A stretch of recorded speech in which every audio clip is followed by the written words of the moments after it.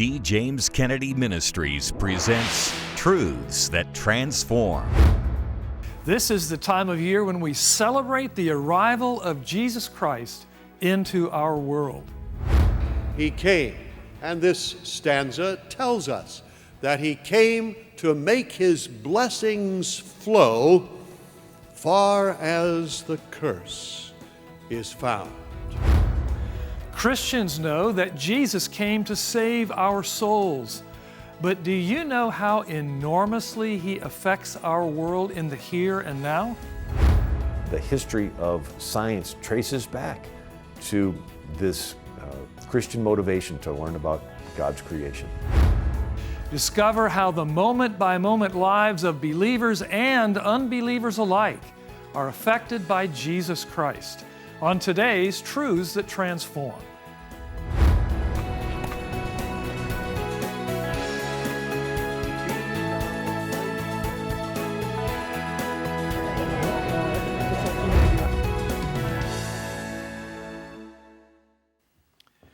Welcome to Truths That Transform, a production of D. James Kennedy Ministries, where we are standing for truth and defending your freedom. 25 years ago, Dr. D. James Kennedy and Dr. Jerry Newcomb wrote a book that set out to answer a provocative question. What if Jesus had never been born? In doing so, they documented the profound influence of Jesus on every aspect of our society. You may be surprised yourself to discover all the things that can be traced back to the influence of the humble carpenter of Galilee, the one who said, "Behold, I make all things new." Christians are often falsely charged with being anti-science, but on today's program you'll discover the truth, and we'll give you an opportunity to get Dr. Kennedy's classic book. We begin with this eye-opening report from his co-author, Dr. Jerry Newcomb. The Eagle has landed. Rocket 20. Boy. Okay, we're going to be busy for a minute. July 20th, 1969, man landed on the moon, a major milestone of scientific advancement. It would be difficult to downplay the significance of advances in science and technology to all of us. But what does that have to do with the Christian faith? A lot of people have bought into some really bad ideas today. One of them is that somehow to be a person of serious Christian faith is to be against science. Well, the great irony is that science arises out of the Christian faith. The history of science traces back to this Christian motivation to learn about God's creation. Scientists were birthed out of Christianity. We all are familiar with Isaac Newton. And Sir Isaac Newton spent more time writing about the Bible and the prophecies of Daniel than he did on science. The 17th century German astronomer Johannes Kepler said that scientists, like himself, were priests of the Most High God, and as they cataloged God's work in creation, they were thinking God's thoughts after Him. And then you have Robert Boyle, and he is the one that came up with the laws of pneumatics and pressure. He supported missionaries, and there's lectures there in the universities in England called the Boyle Lectures. And he specifically says he puts some of his money to fund this chair that every year there are to be a series of lectures defending Protestant Christianity. And the Boyle Lectures went on and on until just a couple years ago. The political correctness says, oh, we're not going to do this anymore. But we had these scientists that were motivated by Christian value. Almost all early scientists were Christians. So the idea that people were, by their science, finding out or the glories of God's creation is one of long standing. Francis Bacon, the Lord Chancellor of England, is often thought of as the father of modern science. He said that there were two books which we should read. One was the Scriptures and the other was the book of nature. In fact, the book, What If Jesus Had Never Been Born, documents that every major branch of science was founded by a Christian. Here's a list of them.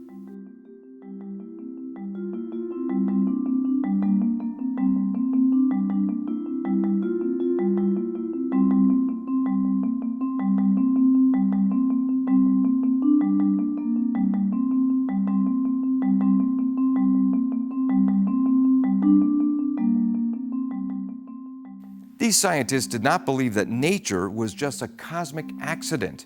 Instead, they believed in design, designed by the hand of God.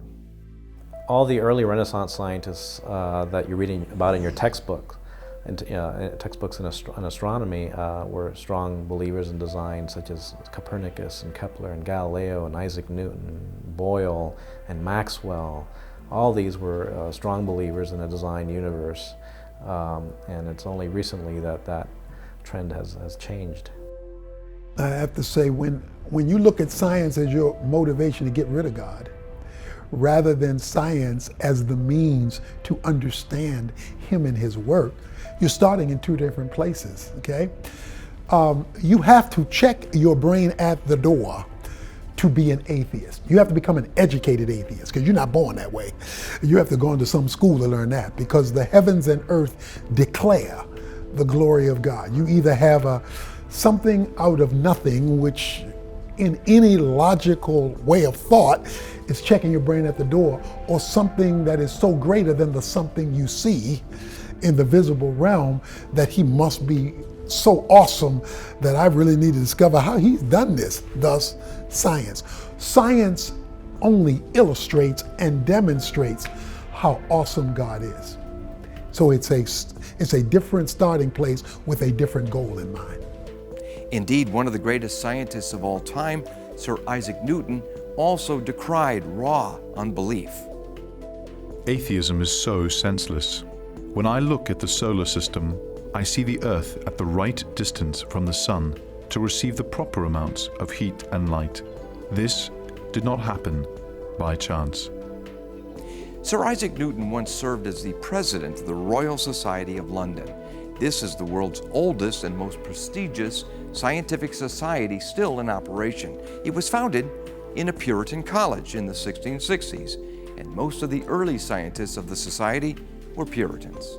In the early days of science, it's certainly true that there was no sense in which science and religion were antagonistic. Science arises out of Christians who believe the universe is understandable because it's created by a God who loves order and beauty and who made it the way it is and made it in a way that we can understand it using mathematics. There's so many things there that come right out of the Bible. And so the idea that faith is at odds with science, or that faith is at odds with education, that in order to be a person of faith you have to check your brain at the door, not only is that not true, but precisely the opposite is true. In short, no Jesus, no science. It's one small step for man, one giant leap for mankind. What difference does Jesus make? It would be a very cold world we'd be living in today if Jesus had never come 2,000 years ago. We're living in a time and culture where there are a lot of lies out there about faith and about the Christian faith in particular. What is the answer to those who denigrate Christianity? Our newly reprinted book, What If Jesus Had Never Been Born, makes the case for the amazing impact that Jesus Christ has made on every aspect of life, culture, knowledge, history, and freedom. There's nobody who has ever lived who has had as great an impact on culture and the world as Jesus, a positive impact. Contact us today, and we will send you What If Jesus Had Never Been Born as our thanks for your generous gift toward the vital work of this ministry. Our universe was created by God Almighty, and that's why there's a rational, discoverable order to it instead of pure chaos. But the created order also exists under the curse of sin, which has twisted and marred it. At Christmas time, we celebrate the arrival of Jesus Christ into our world. He came to rescue us from that very curse, both now, to some degree, and in the age to come when He returns, rescuing us completely. Here's Dr. D. James Kennedy to shed more light on this from his classic message, As Far as the Curse is Found. Joy to the world, the Lord is come. Let earth receive her King. Well, I doubt that there's anyone here in this room that is not familiar with those words. However, I suppose that there are far fewer of you that are familiar with the words of the third stanza of that great hymn by the Reformed hymn writer Isaac Watts, music, by the way, by George Frederick Handel. And the third stanza goes like this: No more let sins or sorrows grow, nor thorns infest the ground. He comes to make His blessings flow far as the curse is found. Far as the curse is found.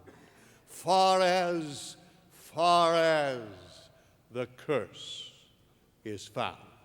And this stanza tells us that He came to make His blessings flow far as the curse is found. Let's consider that today at a time when most Americans haven't the most rudimentary idea really of what Christmas is all about or why Christ came. And I'm sure that even many Christians do not have a full-orbed understanding of why exactly He came into this world. Now, what is that curse? Where did it come from and why? Well, I trust that most all of you know that that curse is the curse that was pronounced by God upon rebellious man, having placed mankind and our original parents in a perfect world, in a garden of paradise, and given all things into their hand. He simply drew a line and said, on this side is the creature, and on this side the Creator. Thus far and no farther shalt thou go. But man rebelled and turned his back upon God and disobeyed. He ate and he died, and God pronounced upon him a curse. And that curse is what Christ came to lift from us. Well, what is the nature of that curse? There is both a physical and a spiritual dimension to it. The effects of the curse are everywhere. They are omnipresent, from birth till death, from childbirth to marriage, through work and labor. Everywhere we see the impact upon the curse upon us, until finally disease haunts us to our graves.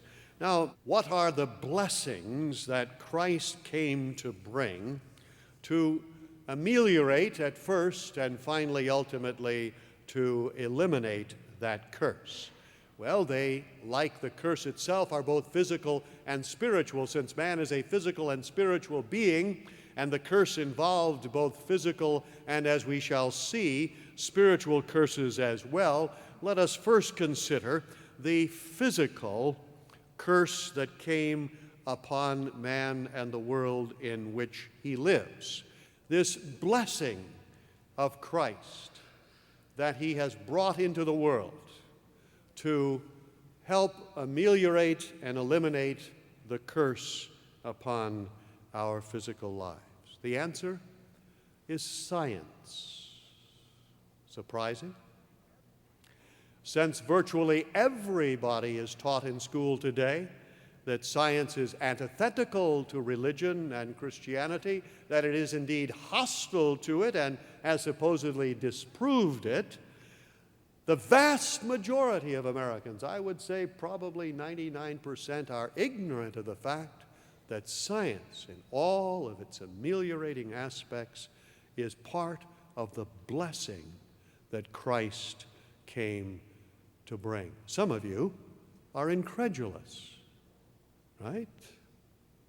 Well, hold on, and you will see. Not only is science a blessing from Christ, not only is a Christian blessing to the world, not only did it rise among Christianity and by Christians, it could have arisen nowhere else. And Dr. James Moore of the Open University of England, who is not, to my knowledge, a Christian, says, quote, "There is distinct and plausible evidence that Protestantism gave rise to modern science." In fact, Dr. Moore from the Open University in England says this: "It was Lutherans who were intimately involved in the subsidization, publication, and dissemination of Copernicus's revolutionary book, De Revolutionibus." And it was again the Lutherans, including Johannes Kepler, who helped pave the way for scientific development in the 1500s. In the 1600s, it was the Calvinists, the Reformed, that led the way. For example, the greatest scientific society ever formed was the Royal Society of London for the improving of natural knowledge. And this was formed in a Christian college, in Gresham College. And 7 of the 10 founders of the Royal Society were Puritans, holding to the purest form of Christianity in England at that time. Even as late as 1663, 62% of the members of the Royal Society were clearly Puritan in their conviction and belief, and that at a time when the Puritans made up a very small portion of the English society. And so we see that science is a gift from Christ to the blessing of mankind. Secondly, there is the spiritual dimension of the curse, briefly. This included spiritual death, which Adam and Eve experienced immediately, and then alienation from God, guilt for their sin, and fear that caused them to hide themselves from them, and then the turning inward on self, selfishness and sin and hatred and crime and violence and war, and finally spiritual death and hell forever and ever. Well, how has Christ come to take away these effects of sin and both effects of the curse, this horrible curse which has these terrible physical and also horrible spiritual dimensions to it? The Bible tells us very clearly. Christ was made a curse for us. All of our sin and guilt were imputed unto him, and the curse of God came upon him. As our first parents were banished from the garden, so he was banished from the earth itself, and between earth and heaven he hung upon that lonely cross, and the wrath of God, the just condemnation for the curse, fell upon him, and Christ endured what anguish and pain and suffering and sorrow that we cannot possibly know. There was death, both physical and spiritual, as Christ endured the infinite wrath of God himself. Christ became a curse for us. That is why he came. And now Christ came to destroy that curse by taking it unto himself. And we read that wondrous promise in the last book of the Bible, chapter 22 of Revelation, where we read, "And there shall be no more curse." The former things are done away. Neither physical infirmity or sickness or disease or death, nor spiritual sin and selfishness and envy and hatred and greed, all of those shall be done away, and there shall be no more sorrow or suffering or pain or tears. And in a perfect world, in a perfect body, we shall dwell forever with Christ. For this is why he came, to make his blessings flow far as the curse is found. Ah, dear friends, this is what Christmas is all about. He came to make his blessings flow far as the curse is found. May he lift that curse from some of you even this very day. The massive effect that Jesus has had on our world is the entire point of our Christmas celebrations. Have you stopped to consider all the ways that Jesus changed the course of history? All Christians know that he came to die for our sins and to save our souls. But did you also know that Western science comes directly out of the Christian movement? Or that education for all, including universities, is a gift of the Christian church? Or that there would be no America as we know it without Jesus and the Bible? When you grasp the impact of Jesus Christ on all of the ways we live life today, it will uplift your own faith and equip you to defend Christ to others. That's why Dr. Kennedy wrote his classic book, What If Jesus Had Never Been Born?, with co-author Dr. Jerry Newcomb. We have published a special new ministry edition of that book, and we want to send it to you as our thanks for your generous donation to the important work of this ministry.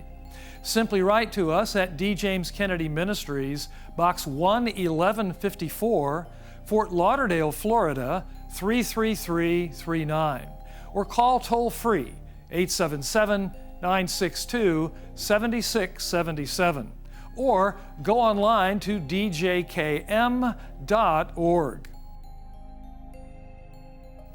Jesus not only impacts our lives after death, he has a vital influence on the current world in which we live.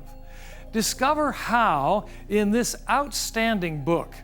And this is a great time to donate because some very generous friends of this ministry have established a $500,000 Vision 2021 Matching Challenge Fund.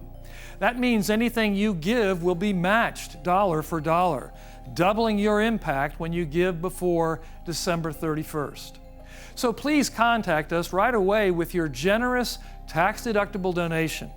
If you're able to give a donation of $100 or more, we will send you the brand new D. James Kennedy Ministry edition of What If Jesus Had Never Been Born, plus the D. James Kennedy Topical Study Bible.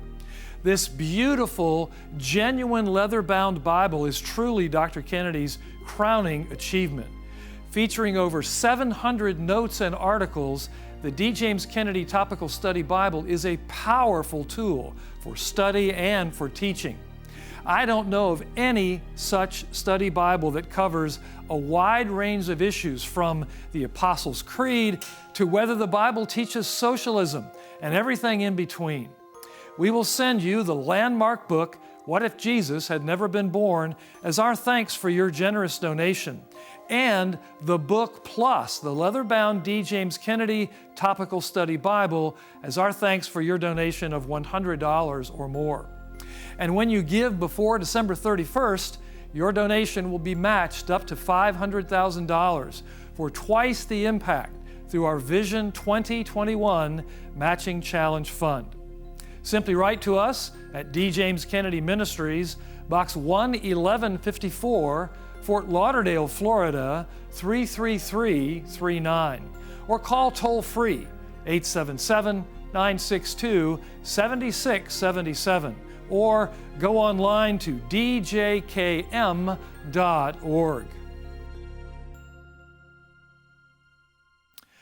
Ideas have consequences. So said 20th century philosopher Richard Weaver. What we think and believe about the nature of the world we live in ultimately shows up in our behavior. If a society believes, for example, that the world is a cosmic accident and that life is meaningless, having arisen through an arbitrary process of blind evolution, those ideas begin to show forth in behavior, in things like the widespread slaughter of inconvenient children by abortion, or gunmen rampaging through our schools, or the graceless intolerance where mobs online and in real life attempt to destroy those who refuse to profess the orthodoxy of political correctness. On the other hand, a society that believes its meaning is derived from a sovereign God who rules the world in justice and who also has sent His mercy into the world to redeem us, sees other behavior take hold. Things like elevating the status of women, educating people so that they can read God's Word and know Him, ensuring a just society where everyone, including kings, is subject to the same law without favoritism, separating the elements of governmental power so that sinful human beings cannot easily oppress their fellow man, and engaging in widespread charity toward the poor and the less fortunate.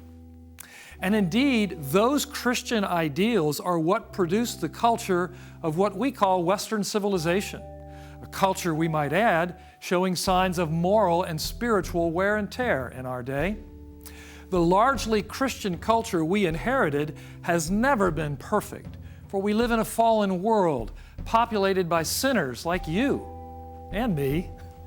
But ideas do have consequences, and even today, you will not find any country upholding the value of human life, giving dignity to women, and protecting the helpless where the gospel of Jesus Christ has not preceded these things.